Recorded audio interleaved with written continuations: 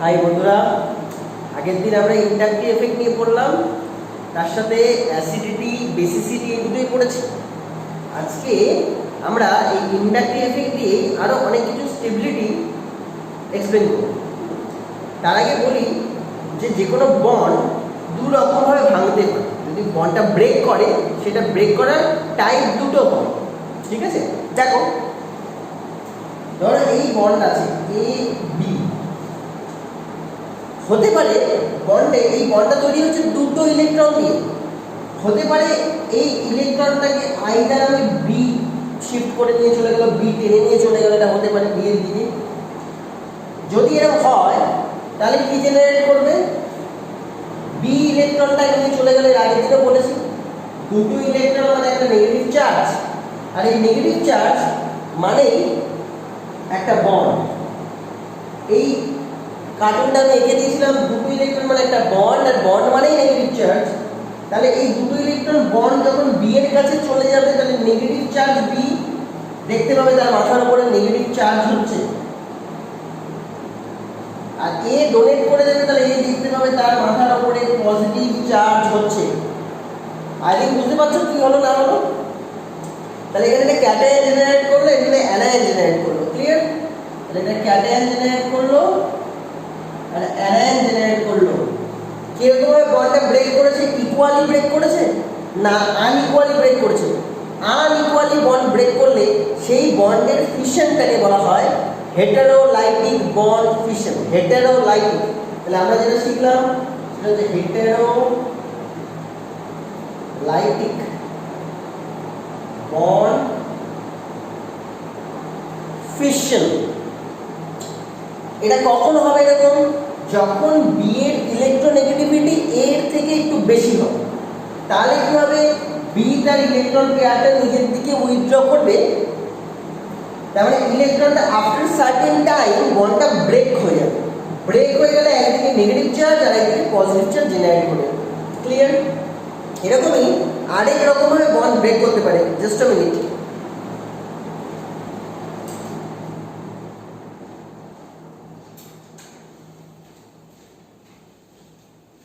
হ্যাঁ, এরকম আরেক রকমের বন্ড ব্রেক করতে পারে, সেটা হচ্ছে ইকুয়ালি বন্ড ব্রেক করতে পারে। এখন যেটা তোমরা দেখলে সেটা হচ্ছে আনইকুয়ালি বন্ড ব্রেক দেখা। এখন ইকুয়ালি বন্ড ব্রেকিং দেখবো। কিরকম? ধরো এ আর এ আছে, দুটোই এ আছে, তার মানে এদের মধ্যে পোলারিটির কোনো ডিফারেন্স নেই। কারো ইলেকট্রোনেগেটিভিটি কারো থেকে বেশি কম না, দুজনেরই ইলেকট্রোনেগেটিভিটি সেম। তাহলে এই বন্ডটা যে দুটো ইলেকট্রন দিয়ে রয়েছে, দুটো ইলেকট্রন দিয়ে কনসিস্ট হয়েছে, দুটো ইলেকট্রনকে দুজনই ইকুয়ালি উইথড্র করছে। তাহলে বন্ডটা মাঝখান থেকে ব্রেক করবে, ইকুয়ালি ব্রেক করবে। এরকম হাফ এদিক চলে যাবে, হাফ এদিক চলে আসবে। এখানে আমি যে অ্যারো সাইনটা দিয়েছি সেটা ভালো করে দেখো, অ্যারো কমপ্লিট অ্যারো, বাট এখানে যে অ্যারোটা দিয়েছি সেই অ্যারোটা স্লাইসড অ্যারো আর হাফ অ্যারো বলতে পারো। কেন? ইকুয়ালি ডিভাইড হচ্ছে দুজনের কাছে, তাই একটা অ্যারো দিয়ে তো দেখানো যাবে না, হাফ অ্যারো দিয়ে তাকে দেখাতে হবে।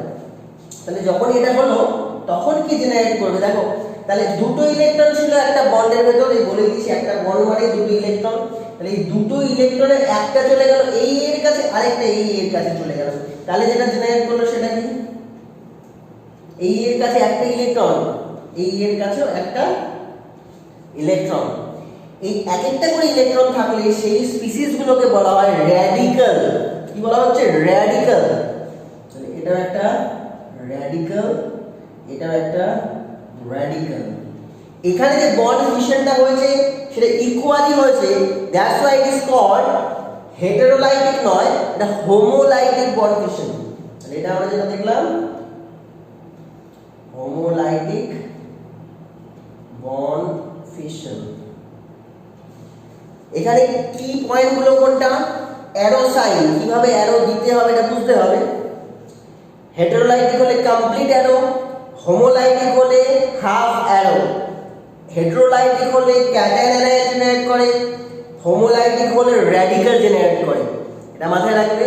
আমি এবি দিয়ে এক্সাম্পল দিয়েছি, রিয়েল এক্সাম্পলে চলে আসি। চলো ধরো এরকম আছে CH3Cl, আমরা জানি chlorine is more electronegative than carbon, কারণ বন্ডটা কে যদি ড্র করা হয় রিয়েলিটিতে তাহলে বন্ডটা এরকম দেখাবে CH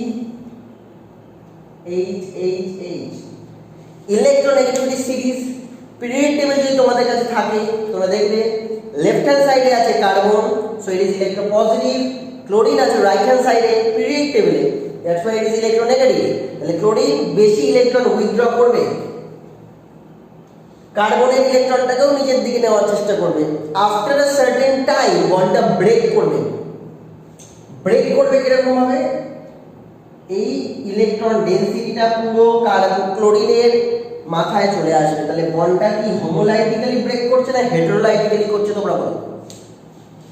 ইয়েস, হেটেরোলাইটিক্যালি করছে। কেন? একজনের কাছে দুটো ইলেকট্রন হয়ে যাচ্ছে, আরেকজনের কাছে একটাও থাকছে না, তাহলে ইকুয়ালি শেয়ার হলো না। আনইকুয়ালি শেয়ার হলেই ক্যাটায়ন অ্যানায়ন জেনারেট করে। তাহলে এখানেও তাই ক্লোরিনটা অ্যানায়ন হিসেবে বেরিয়ে যাচ্ছে, তাহলে যেটা পাবো Cl negative, that is called chloride, you know, and CH3 positive, it is a cation. The cation is arising on carbon atom, that's why it is called carbocation. Okay, this is carbocation, and this chloride ion is negative, so chloride, you can say chloride. IDE means negative, IDE means negative, এটা মাথায় রাখবে। Clear? তাহলে বোঝা যাচ্ছে? তাহলে তোমরা যদি বলো আজকে আমরা কি টপিক পড়লাম, টপিক আমি হেডিং দিইনি, তাহলে তো বুঝেই গেলে আগে থেকে পড়তে পড়তে শিখলে। টপিক হচ্ছে heterolytic bond fission and homolytic bond fission. Clear?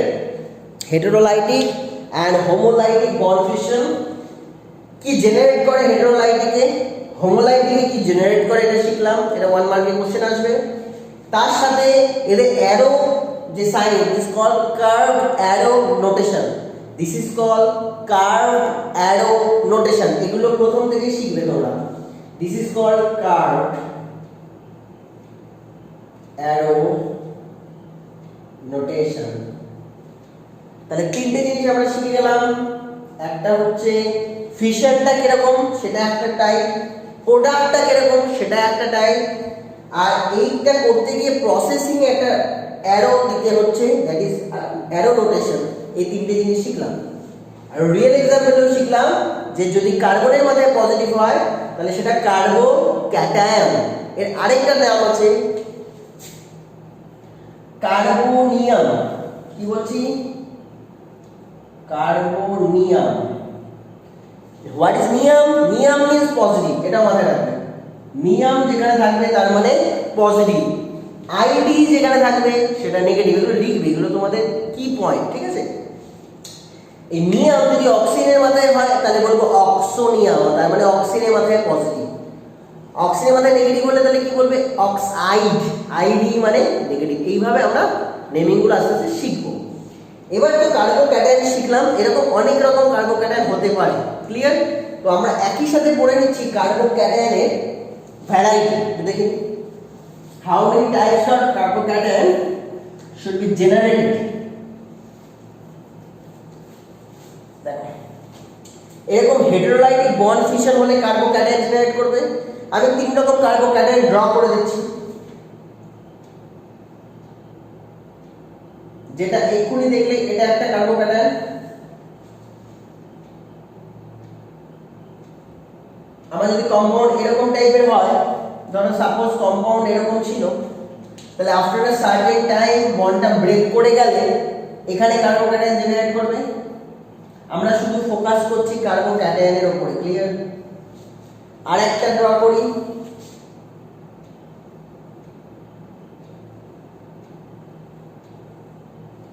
তিনটে কার্বোক্যাটায়ন আমরা ড্র করলাম।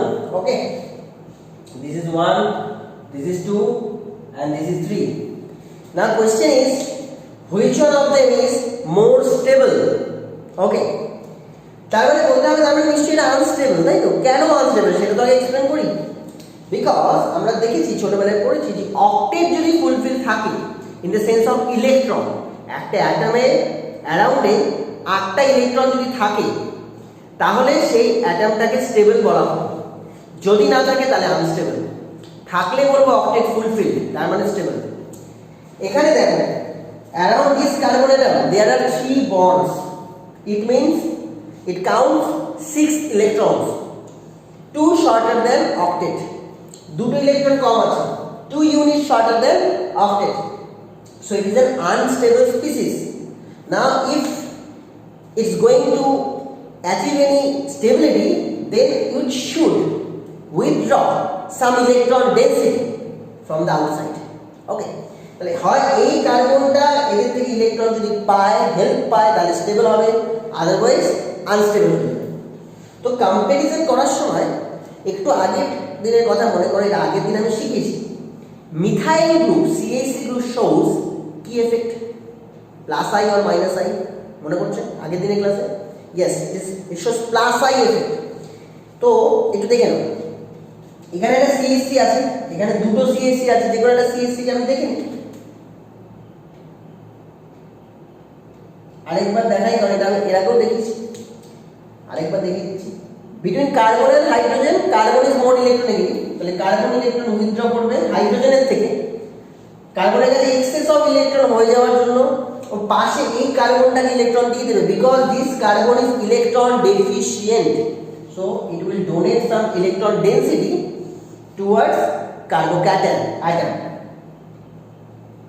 সো মিথাইল গ্রুপ কি শো করছে, টোটাল মিথাইল গ্রুপটাকে যদি বর্ডার করে দাও দেখবে মিথাইল গ্রুপ ইলেকট্রন ডোনেট করছে, so in the sense of chemistry it is called plus I effect. So কটা মিথাইল গ্রুপ আছে? দুটো, so it will show 2 plus I effect. এখানে যে মিথাইল গ্রুপ আছে কটা আছে? একটা, তাহলে it will only show 1 plus I effect, but here is no such plus I effect is observed. তাহলে ব্যাপারটা এরকম, সাপোজ আমার কাছে ইলেকট্রন ডেফিসিয়েন্সি আছে, ক্লিয়ার? আমার কাছে কোনো কারণে ইলেকট্রন ডেফিসিয়েন্সি আছে, আমার আশেপাশে যে ফ্রেন্ডরা আছে তারা যদি আমাকে ইলেকট্রন দেয় তাহলে আমি স্টেবল হব, তারা যদি না দেয় আমি আনস্টেবল হব, আর যদি তারা আমার থেকে ইলেকট্রন উল্টো উইথড্র করে নেয় তাহলে আমি আরো বেশি আনস্টেবল হব। এইভাবে আমরা স্টেবিলিটি দেখব। তো ইলেকট্রন পাস থেকে আসলে সেই এফেক্টগুলোকে বলা হবে প্লাস আই এফেক্ট। আমার কাছ থেকে যদি 3টে ফ্রেন্ড আমাকে হেল্প করে তাহলে আমি বেশি উপকৃত হব, 2টো ফ্রেন্ড হেল্প করলে কম উপকৃত হব, একটা ফ্রেন্ড হেল্প করলে আরো কম হব, ফ্রেন্ডরা না থাকলে কোনো স্টেবিলিটি আসবে না। তো ইলেকট্রন ডেনসিটি যে আমাকে দেবে সে প্লাস আই এফেক্ট ডোনেট করছে, that's why carbocation become stable. So যত বেশি প্লাস আই এফেক্ট তত কার্বোক্যাটায়নের অক্টেটটা ফুলফিল হওয়ার দিকে ওরা যাচ্ছে। তাহলে ওর কাছে 6টা ইলেকট্রন আছে, কিছুটা ইলেকট্রন ডেনসিটি পেলে ও মনে হবে যে হ্যাঁ আমি অক্টেটের অনেকটা কাছাকাছি পৌঁছেছি, যদিও পুরো অক্টেট হয় না তবুও স্টেবিলিটি পাবে, because it is an electron deficient atom. Okay, electron ডেফিসিয়েন্সিটাকে ওভারকাম করার জন্য, কম্পেনসেট করার জন্য প্লাস আই এফেক্ট খুব ইম্পর্টেন্ট পার্ট প্লে করে, এটা বোঝা গেল। তাহলে স্ট্রাকচার 3টে ছিল, 3, 2, 1. Which one is more stable? Yes, structure 3 is more stable. So answer will be structure 3 is more stable than structure 2, is more stable than structure 1 in the sense of stability of carbocation. I think all of you have understood. So now I am going to the second problem. Okay, এটা second problem চলে আসি, এটা তোমরা বলবে, হ্যাঁ এটা কিভাবে করতে হয় তোমরা বলো। কার্বোক্যাটায়ন ড্র করব,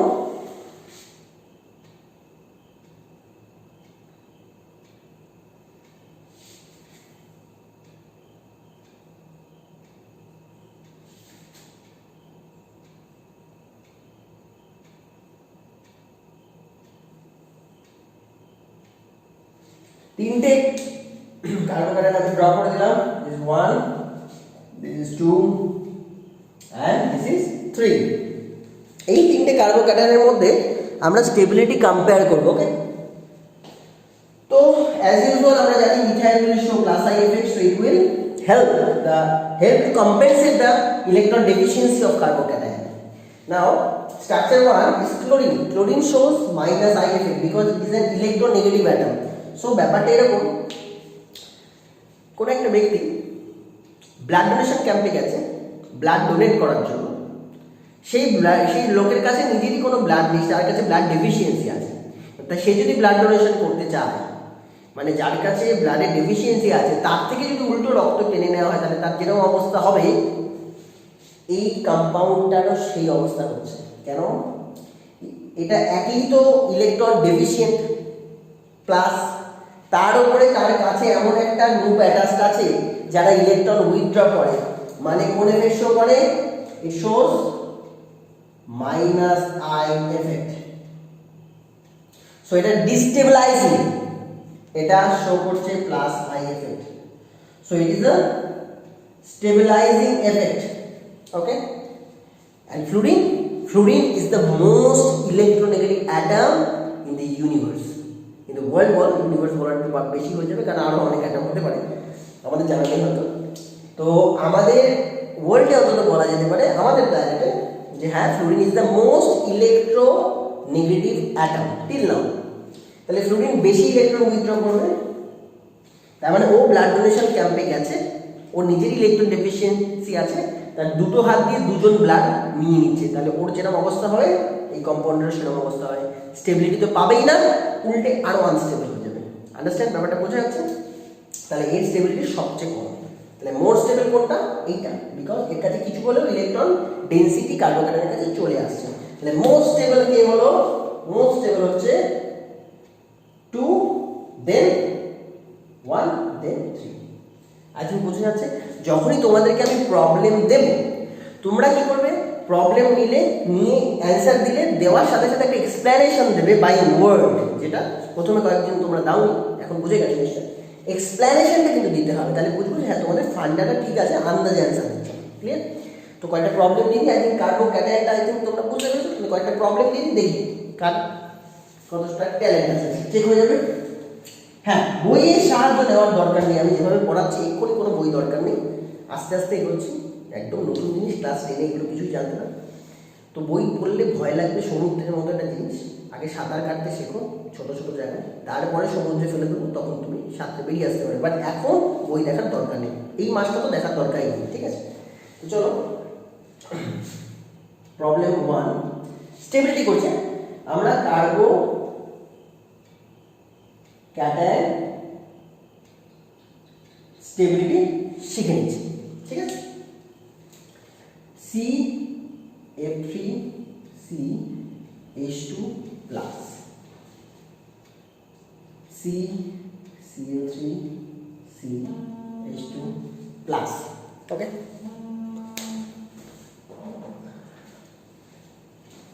আরেকটা যেটা হচ্ছে CBr3CH2 প্লাস। এটা একটা প্রবলেম, এদের মধ্যে তোমাদের স্টেবিলিটিটা বের করতে হবে। 2 নম্বর একটা প্রবলেম দিচ্ছি, স্টেবিলিটি অর্ডারটা বের করবে, ঠিক আছে? 1 2 3 তোমরা তোমাদের মতো বসিয়ে দেবে, 1 2 3 না তোমাদের মতো বসিয়ে নেবে।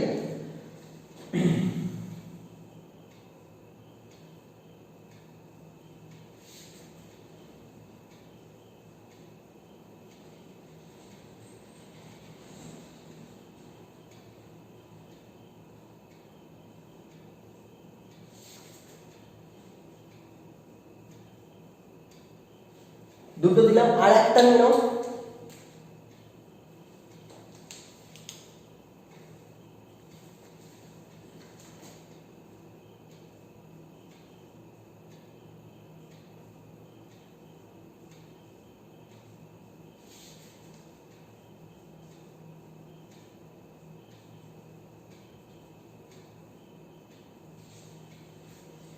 চলো এটা সাবমিট করো, নেক্সট ক্লাসে দেখা হবে। Till then by.